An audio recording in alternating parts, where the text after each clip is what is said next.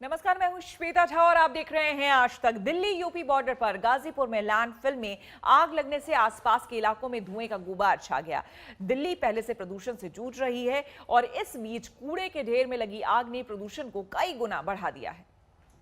गाजीपुर में कूड़े के इस पहाड़ में आग लगी है। यूं तो आग इसके लिए कोई नई बात नहीं है, लेकिन इस बार आग थोड़ी हटकर है। आपको दिखाएं कि किस तरीके से फायर ब्रिगेड के तमाम कर्मचारी नीचे से पूरा ऊपर तक पानी का फव्वारा मार रहे हैं, जिसकी वजह से आग जो ऊपर लगी है वो बुझ जाए। लेकिन मुश्किल ये है कि ऊपर जाने का कोई रास्ता नहीं है, इसीलिए नीचे से कोशिश करनी पड़ रही है और आग जो है वो ऊपर लगी है। दूसरी तरफ हम दिखाएंगे कि कुछ जो मशीन है, जो बुलडोजर है, वो कोशिश कर रहे हैं कि कूड़े को अलग अलग किया जाए, ताकि जहां आग लगी है उससे कूड़े को सेपरेट किया जाए, उससे अलग किया जाए, ताकि वहां से आग को बच सके। यहाँ पर हमारे साथ फायर विभाग के एक अधिकारी मौजूद है। क्या मुश्किल आ रही है, क्योंकि नीचे से हम देख रहे हैं कि आप पानी वहाँ पर मार रहे हैं। कूड़े की ऊंचाई, गत्ते की ऊंचाई ज़्यादा है, लेंथ ज़्यादा है, वहाँ से पानी में दिक्कत हो रही है।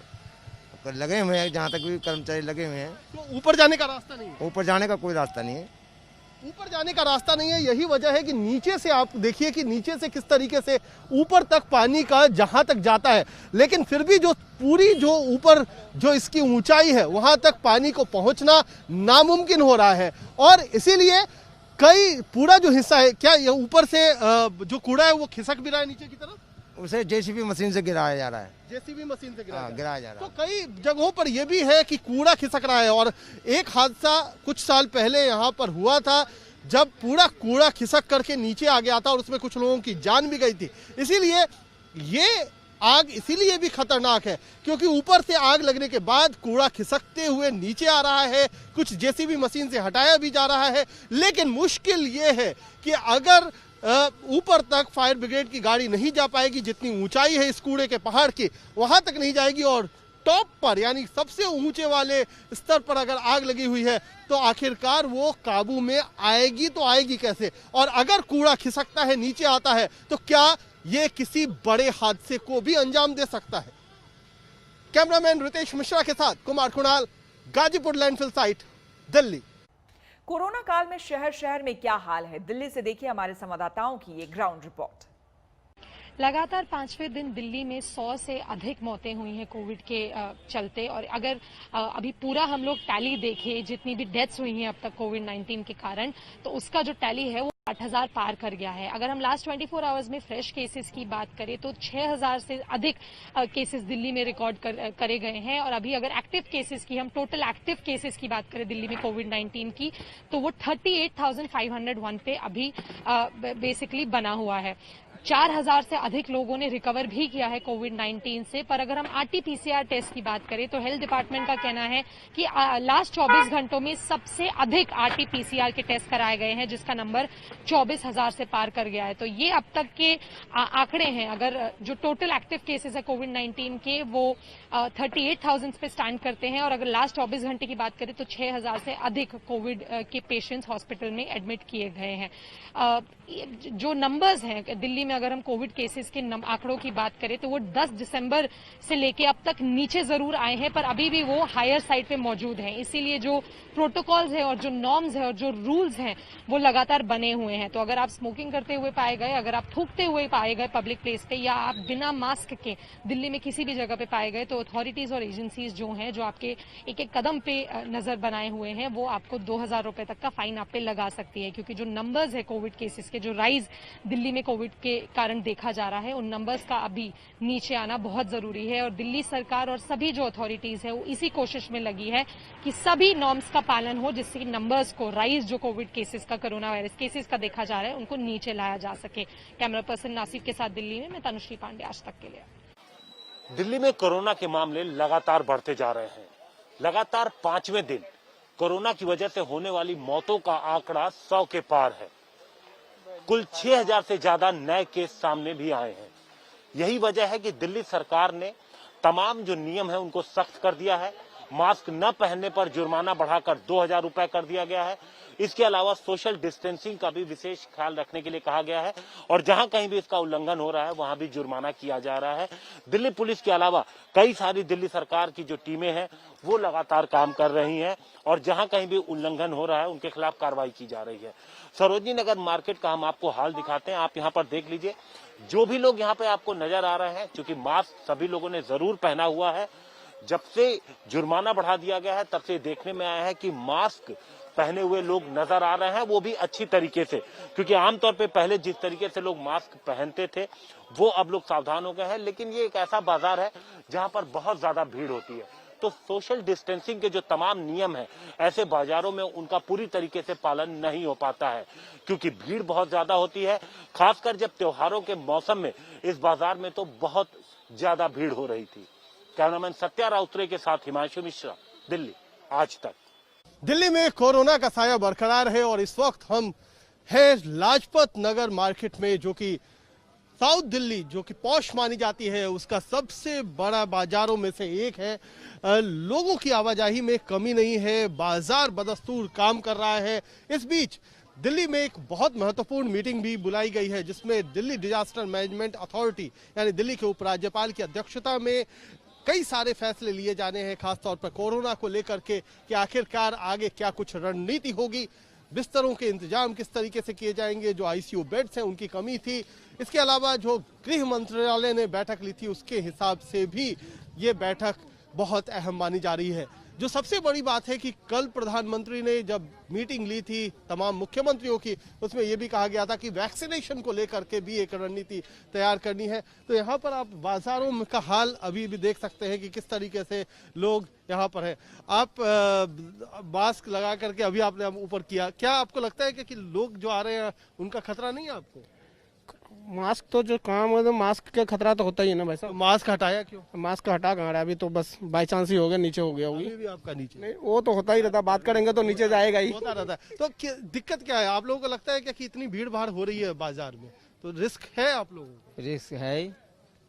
तो लोग फॉलो नहीं कर रहे, कई लोग ऐसे बिना मास्क के भी आ जाते हैं। नहीं, सब आते हैं मास्क के, जिनके नहीं होते वो चालान करते हैं। चालान करते हैं, तो चालान का डर हो रहा है। हाँ, सबके है।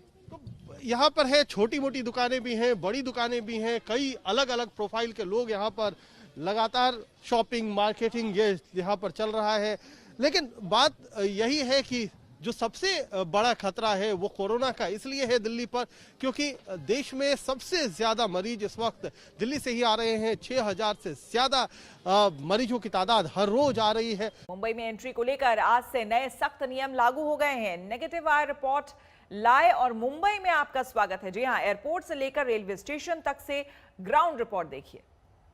कोरोना के बढ़ते हुए मामलों के मद्देनजर उद्धव सरकार की ओर से महाराष्ट्र में आने वाले यात्रियों के लिए कई नए नियम लागू किए गए हैं, जो आज से लागू होने जा रहे हैं।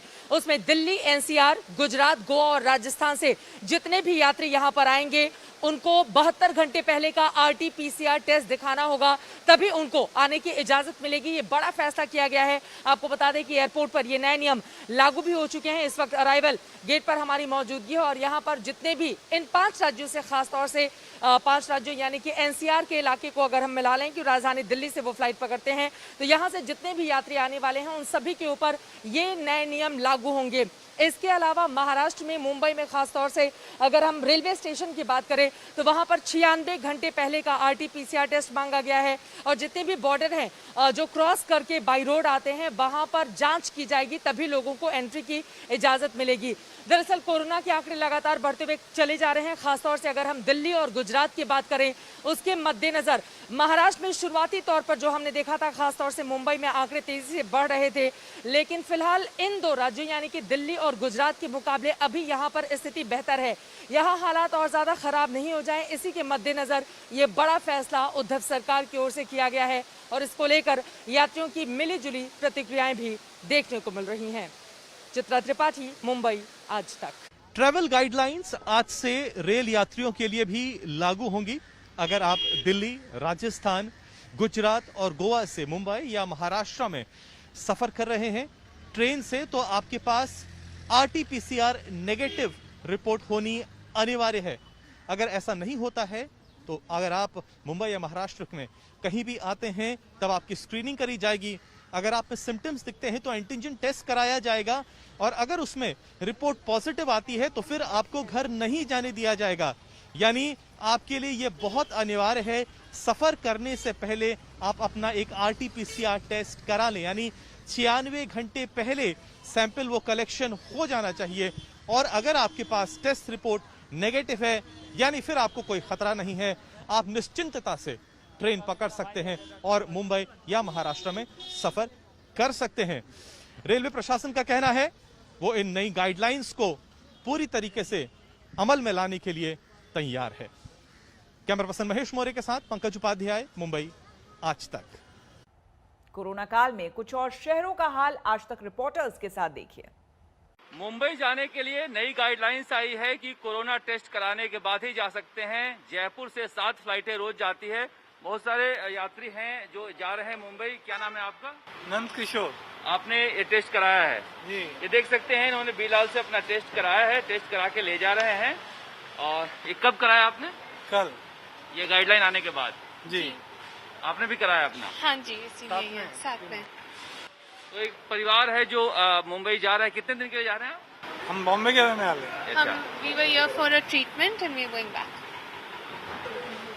तो इस तरह से जो भी यहाँ पर आ रहे हैं मुंबई जाने के लिए अपना टेस्ट करा के लेके जा रहे हैं। चूंकि निजी जांच एजेंसियां हैं कोरोना के लिए जो टेस्ट कर देती हैं और अपना टेस्ट पेपर लेके जा रहे हैं ताकि वहाँ पर एयरपोर्ट पर कोई दिक्कत नहीं हो। राजस्थान से 2 ट्रेनें जाती हैं, एक ट्रेन जयपुर से खुलती है और एक श्रीगंगानगर से जो महाराष्ट्र जा रहे हैं। इसके अलावा 7 फ्लाइट हैं जिसके लिए यहाँ पर जो भी यात्री हैं ये सभी के सभी लोग जो हैं कोरोना का अपना टेस्ट कराकर लेकर जा रहे हैं। आप कहाँ जा रहे हैं? हम गुवाहाटी से। गुवाहाटी। आप कहाँ जा रहे हैं? जी, बैंगलोर। तो इस तरह से जो है जो मुंबई के यात्री हैं वही अपना टेस्ट करा रहे हैं। कोई मुंबई जाने वाला है? मुंबई जा रहे हैं? हाँ? तो मुंबई कोलकाता जाने वाले हैं। जो भी मुंबई यहाँ जाने वाला है वो अपना टेस्ट करा के जा रहा है। इस तरह से जो नए गाइडलाइन है उसके बाद। कैमरामैन मोहन के साथ शरद कुमार, जयपुर, आज तक। हमारे लिए वक्त हो गया है एक छोटे से ब्रेक का। बने रहे हमारे साथ, देखते रहिए आज तक।